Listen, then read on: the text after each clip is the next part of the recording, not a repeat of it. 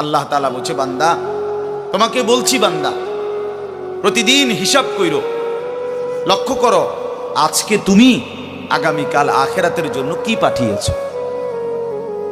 ধরে নাও আজ তোমার মৃত্যু, তো এরপরে পৃথিবী থাকলে থাকতো আর কি, আমি তো আর নাই। আমি মরে গেলে ভাইয়া পৃথিবী মনে করো আরো অনেক দিন থাকছে, পৃথিবী ধ্বংস হয় নাই, বুঝলাম কিয়ামত আরো 100 কোটি বছর পরেই হোক না, কিন্তু আমি তো আর নাই, আমার হায়াত তো শেষ, আমি তো আর পৃথিবীতে ফিরবো না। তাই এরপরে পৃথিবীর সবাই যদি চাঁদের দেশেও চলে যায় আমার কি লাভ? এরপরে মানুষ সব যদি স্বর্ণের বাড়িতেও থাকে আমার কি ফায়দা? আমার ফায়দাটা কি ভাই? বাবা বলে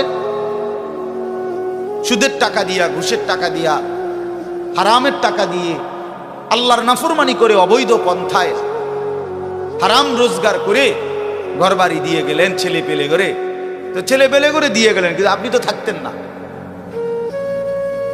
আপনি তো খুব অল্প সময়ের ব্যবধানে কবরে চলে যাবেন, তো সেই কবরে কেমনে থাকবেন?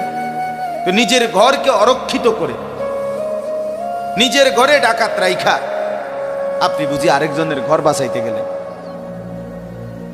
আপনার ঘরের আগুন লাগছে, আপনি বুঝি আপনার ঘর নিভাইবেন না। এই বোকামি আমাদের বয়স্ক লোকরা করে। শেষ বয়সে হারাম টাকা, সুদের টাকা দিয়া, অবৈধ টাকা দিয়া, কিস্তিতে টাকা দিয়া ঘর করে দিছে, জমি কিনে দিছে, বাজারে ভিট লইয়া দিছে, দোকান নিয়ে দিছে, বিদেশ পাঠাইয়া দিছে, বাপ হিসাবে 12 লাখ টাকা সুদে নিছে, কিস্তিতে নিছে। হায় মুসলমান, কি করলেন? ওই বিদেশ যাইতে যাইতে যদি আপনি মরে যান, এরপরে এই টাকা, এই হারামের টাকা দিয়ে আপনার কবর কি হবে? তো নিজের ঘর, নিজের কবর বরবাদ করে দিলেন কেন চাচা?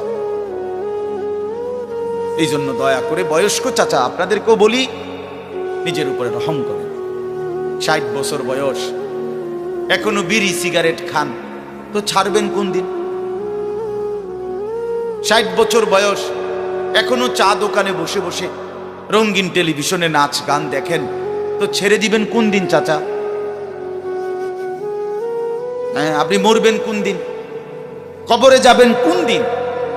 এখনো সময় হয় নাই, আখিরাতের কথা মনে পড়বার টাইম আজও হয় নাই। 60 বছরও কবরের কথা মনে পড়লো না। আহা, কি পাষাণ মানুষ! মুসলমান এত শক্ত হয় কেমনে?